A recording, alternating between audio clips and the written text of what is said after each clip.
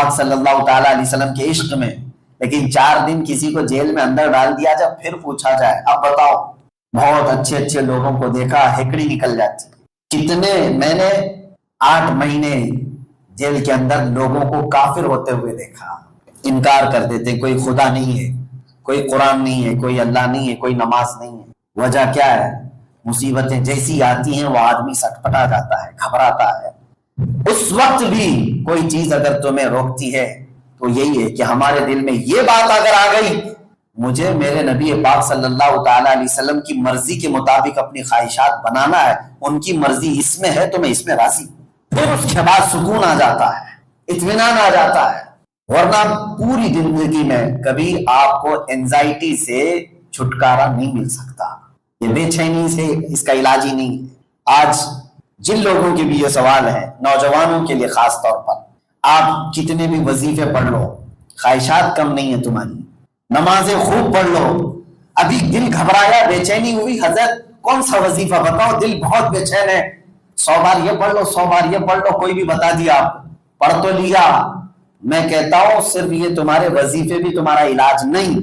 مثال کے طور پر میں آپ کو بتاتا ہوں، شوگر ہو گئی ہے اور آپ کو ہم نے گولیاں دے دی، 5 گولیاں صبح دوپہر میں اور شام میں کھا لو، بہت اچھی گولیاں، بہت مہنگی گولیاں ہیں. یہ گولیاں لے کر کے گئے ٹیبلٹس شوگر، 8 دن کے بعد پھر کہتے کچھ بھی شوگر ڈاؤن نہیں ہو رہی ہے، روز کھا رہا ہوں. پھر میں نے معلوم کیا گولیاں تو 5 ہر ٹائم پہ لیتے ہیں، لیکن روزانہ 1 کلو شکر بھی کھا رہے ہیں، میٹھا خوب کھا رہے ہیں اور گولی بھی کھا رہے ہیں.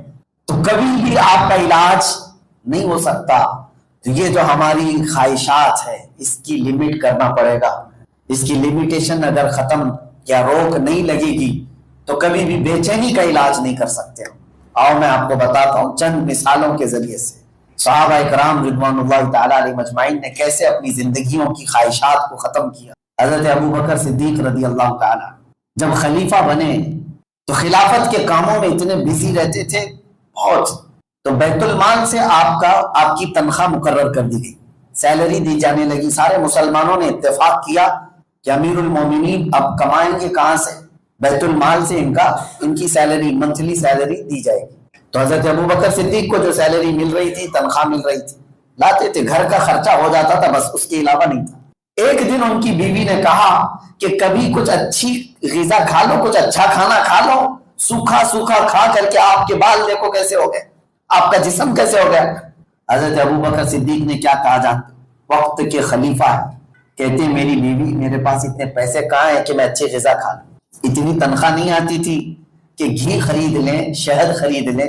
تو ان کی بیوی کہتی آپ ٹینشن مت لو، میرے پاس جمع کیے ہوئے پیسے ہیں، میں اس سے گھی لے کر کے آتی ہوں اور شہد لے کر کے آتی ہوں تاکہ تھوڑی نرم غذا آپ کھائیں گے، طاقت بھی آئے گی، اچھا لگے.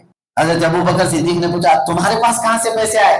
بیوی نے کہا جو آپ ہر منتھ سیلری لا کر کے دیتے ہیں، گھر کا خرچہ ہو جانے کے بعد تھوڑا سا میں اس میں بچا کر کے رکھتی ہوں. سب عورتیں کرتی ہیں، ان کے چٹے جو ہے چلر وہ بچا لیتی ہیں. حضرت ابو بکر صدیق ان سے کہتے ہیں اچھا کتنا بچا کر کے رکھا ہے جس سے تم گھی لے کے آؤ گی اور شہد لے کے آؤ گی؟ وہ جا کر کے ایک پوٹلی پوری لے کر کے آتی کہ اتنے پیسے میرے پاس جمع ہوئے اور اس سے آپ جائیے بازار میں گھی اور شہد لے کر کے آئیے. حضرت ابو بکر صدیق وہ پوٹلی لیتے ہیں اور سیدھے بیت المال میں لے جا کر کے جمع کرتے ہیں اور پھر وہاں موجود لوگوں سے کہتے ہیں میری تنخواہ کم کر دو، اتنی زیادہ آ رہی تھی، میری بیوی بچا کر کے رکھ رہی ہے، اس کا مطلب یہ زیادہ آ رہی تھی، اس کو کم کر دو. خواہشات کو جنہوں نے ختم کیا وہ اپنے سکون کے بادشاہ بنے تھے.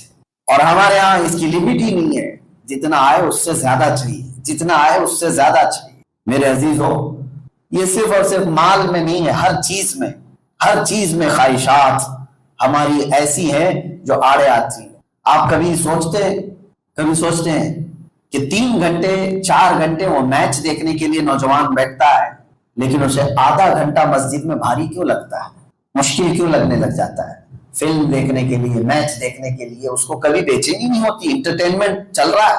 دل بیمار ہے، دل کو شیطان نے کنٹرول کیا ہوا ہے اور شیطان کا یہ مرید بنا ہوا ہے. شیطانی جتنی چیزیں ہوں گی اس میں اس کا دل لگتا رہے گا اور جہاں وہ اللہ کے راستے پر آئے گا اس کی بے چینی بڑھنے لگ جائے گی. اینزائٹی جو ہو گئی ہے وہ بڑھتی چلی جائے گی اس کی.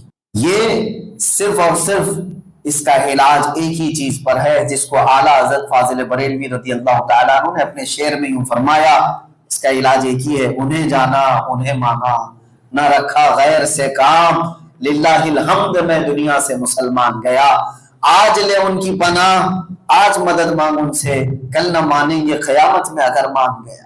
یہ خواہشات کو جب تک حضور پاک صلی اللہ علیہ وسلم کے قدموں پر لا کر ہم قربان نہیں کر دیتے، حضور فرماتے ہیں لا یؤمن احدکم حتی یکون ہواہ تبعا لما جئت بہ، اس وقت تک تو تم مومن بھی نہیں ہو جب تک اپنی پوری خواہشات کو میرے مطابق نہ بنا۔ اگر ہمیں یہ پتہ نہیں ہے کہ ہماری کتنی نمازیں قضا ہو چکی ہیں تو اس کو کیسے ادا کرنا ہوگا؟ مثلا میری عمر 24 سال ہے، آپ کو پتہ ہونا چاہیے کہ آپ کتنے چھوڑے ہیں اور کتنے پڑھے ہیں، کیونکہ ظاہر سی بات ہے عقل والے ہیں آپ کی عمر آج 24 سال، جیسے صاحب آپ کہہ رہے ہیں 24 سال آپ کی عمر ہے اور آپ کو معلوم نہیں ہے کہ کتنی چھوٹی ہیں، لیکن آپ کو شریعت نے ایک طریقہ یہ دیا ہے، اندازہ کرو، ہو سکتا ہے تم پر نمازیں فرض کس عمر سے ہوئی، مثال کے طور پر 12 سال سے، سب پر ہوتی نہیں ہے، جب بالغ ہوا اس وقت سے نمازیں فرض ہوئیں۔ اب یہ 24 سال والے جو ہیں، میں ایک فار ایگزامپل بتا رہا ہوں، ہو سکتا ہے ان 14 سال میں بالغ ہوئے، نماز فرض ہوئی 14 سال کی عمر سے، 14 سال سے لے کر 24 سال ان کی عمر ہے آج، تو کتنے سال ہوئے؟ 10 سال۔ اتنا تو آپ کو خود معلوم ہوگا کہ ان 10 سالوں میں میں نے کتنے سالوں کی سب ملاؤں گا اگر تو کتنے سال کی نماز بنے گی، ہو سکتا ہے آدھا کر لو، اور اس میں بھی ساری نمازیں ایک طرح کی نہیں ہیں، کچھ لوگوں کی اکثر نمازیں اگر چھوٹی ہوں گی تو فجر چھوٹی ہوگی، عشاء چھوٹی ہوگی، اور اکثر پڑھی ہوں گی تو مغرب یا عصر یا ظہر یہ پڑھی ہوئی ہوں گی، تو آپ کو ایک اندازہ کرنا ہوگا غالب گمان 10 سال میرے اوپر نماز فرض ہو کر کے اتنا عرصہ ہو گیا ہے، میں نے مغرب کی نماز اس میں سے 8 سال تو پکا پڑھا ہی ہوں، شاید ہو سکتا ہے سب ملا کر کے جو چھوٹی ہوں گی میری وہ 2 سال کی ہوں گی۔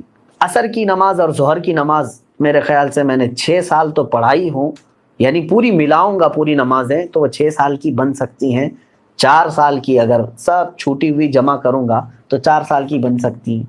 تو ہوا یہ کہ مغرب کی چھوٹی ہوئی کتنی ہوئی؟ 2 سال کی، ظہر عصر کی چھوٹی ہوئی 4 سال کی ہوگی، 6 سال پڑھا ہوگا اور 4 سال چھوٹی ہوگی۔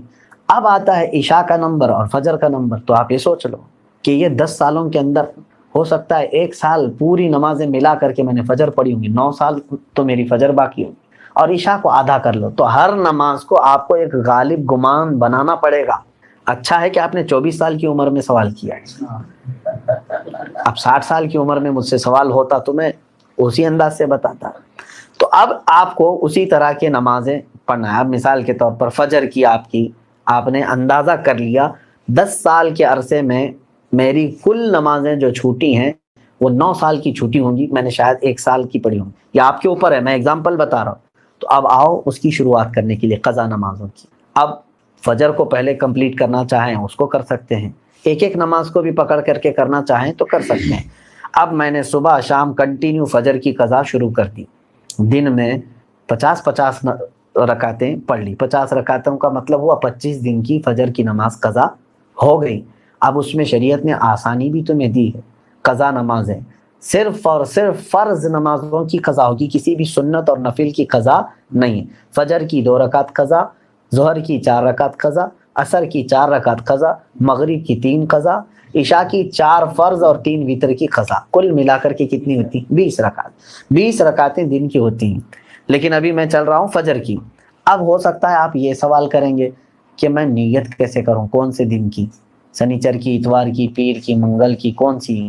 ظاہر سی بات ہے اب آپ کے پاس اندازہ ہی نہیں ہے کہ کون سے دن کی چھوٹی ہے، اس کے لیے بھی شریعت نے یہ چھوٹ دی ہے کہ آپ جب نیت کریں گے یوں نیت کریں، اے اللہ میں اس فجر کی 2 رکعت فرض نماز قضا کی نیت کیا جو میری زندگی میں پہلی چھوٹی ہے۔ کیا نیت کریں گے آپ؟ میں نے اس فجر کی 2 رکعت فرض نماز قضا کی نیت کیا جو میری زندگی میں سب سے پہلے باقی ہے۔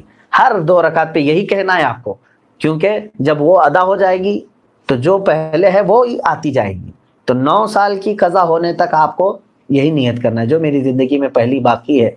ظہر کی بھی کرنا ہے یہی، میں نے اس ظہر کی 4 رکعت فرض نماز قضا کی نیت کیا جو میری زندگی میں پہلی باقی ہے، یعنی ترتیب میں اب جو پہلی باقی ہے اس کی میں نے نیت کر لیا۔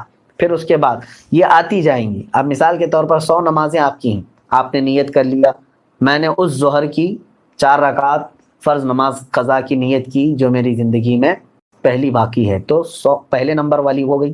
اس کے بعد 99 بچے, لیکن جو دوسرے نمبر پر تھی نماز اب وہ کون سے نمبر پر آ جائے گی؟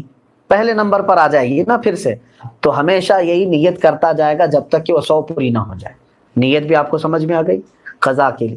اب اس میں چھوٹ بھی دی گئی ہے آپ کو, رکعتیں چھوٹی کرنے کا بھی حکم ہے, یعنی اس طرح کے آپ کو مختصر کر سکتے ہیں آپ. مثال کے طور پر نماز میں سورہ فاتحہ پڑھا, آپ انا اعطینا اور قل واللہ احد پڑھ رہے ہیں, چھوٹی صورتیں پڑھ رہے ہیں, یہی کنٹینیو چاہے تو ہر رکعت میں پڑھ سکتے ہیں, ہر نماز میں 2 صورتیں پڑھی. اور تسبیحات جو ہیں رکوع اور سجدے میں وہ 3 پڑھ رہے ہیں, وہ تو ٹھیک ہے, اتنی مقدار تو آپ کو رکوع اور سجدہ کرنا ہی ہے. لیکن اتحیات میں بھی تشہد پڑھا انگلی اٹھا کر, درود ابراہیمی اور دعائے معصورہ اگر نہیں بھی پڑھا تو اس کی نماز ہو جائے گی. تو یہاں اور شارٹ کر دیا گیا ہے. قضا کرنے والے کے لیے یہ سہولت بھی ہے, وہ چاہے تو اپنی جلدی سے جلدی یہ پوری قضا مکمل کر سکتا ہے. جوانوں آپ سب سے میری گزارش ہے, بڑھاپے میں انتظار مت کرنا. کسی بوڑھے کو میں نے قضا کرتے ہوئے نہیں دیکھا کہ پوری زندگی کی وہ قضا کر کے گیا ہو, بہت کم. بڑھاپے میں اصل نمازیں پڑھنے میں ہی گھٹنوں میں تکلیف, کمر میں تکلیف ہو جاتی ہے. دیکھتے نہیں آپ آج مسجدوں میں اچھوں سے زیادہ کرسیوں کی نمازیں زیادہ ہو گئی, کیوں؟ اس وقت ان کو اپنی فرض نمازیں ہی دشوار ہو گئی ہیں, کہاں قضا کریں گے. نوجوانوں آپ کے پاس آج قوت ہے, طاقت ہے, آپ روزانہ ہی آپ اپنا ایک وقت لے لو, گھنٹہ 2 گھنٹہ, میں دن میں کوئی ایک وقت مخصوص کر لوں اور اس میں صرف اپنی قضا مکمل کر دو. چند دنوں کے بعد آپ دیکھو گے آپ صاحب ترتیب ہو جاؤ گے. صاحب ترتیب اس کو کہتے ہیں جس کی پوری زندگی میں 5 سے زیادہ نمازیں قضا نہ ہو. اور اللہ تبارک و تعالیٰ کا وہ ایسا محبوب بندہ ہے کہ فرشتے اس کی ایک جھلک دیکھنے کو بے قرار ہوتے ہیں, جو پورے مکمل اپنی نمازیں مکمل کر چکا ہو. اللہ ہم سب کو توفیق عطا فرمائے. کیا نفل نماز تب تک قبول نہیں ہوگی جب تک فرض اور واجب نماز کی قضا ادا نہ ہو جائے؟ صحیح ہے. اب یہاں پر ایک دوسرا یہ بھی ہے کہ کچھ لوگ بہت ساری نفلیں پڑھ رہے ہیں, کوئی جو ہے حاجت کی نماز, کوئی توبہ کی نماز, اشراق کی نماز, اوابین کی نماز, کون سی نمازیں ہم سے پوچھتے بھی رہتے ہیں, میاں ان کے تو کھاتے میں فرض نمازیں اتنی باقی ہیں, تو اگر فرض باقی ہیں قضا تو نفل نمازیں آپ کی معلق ہوں گی, نہیں قبول ہوں گی. فرض جو ہے وہ قرض ہے تمہارے اوپر, اور نفل جو ہے یہ ہدیہ ہے. قرضہ پہلے دو, ہدیہ بعد میں دو. پہلے قرض ادا کرو. تو آپ جو پورے دن بھر کی نمازیں ہیں ان میں بھی جو سنت غیر مؤکدہ اور جو نفل ہیں ان کو چھوڑ کر کے آپ وہاں پر بھی یہ قضا نمازیں پڑھ سکتے ہیں. جیسے ظہر میں آپ کو 2 رکعت نفل ملتے ہیں نا 12 میں سے, 4 سنت مؤکدہ اسے نہیں چھوڑنا چاہیے. 4 فرض ہے, اس کے بعد 2 سنت مؤکدہ وہ تو ہوں گی. 2 جو نفل ہیں اس کی جگہ پر کوئی پہلے کی فجر کی قضا پڑھ لیں. عصر میں جاتے ہیں 4 سنت پہلے ہے وہ غیر مؤکدہ ہے, اس کی جگہ پر کوئی پہلے والی کوئی 4 رکعت ظہر یا عصر کی قضا پڑھ لیں.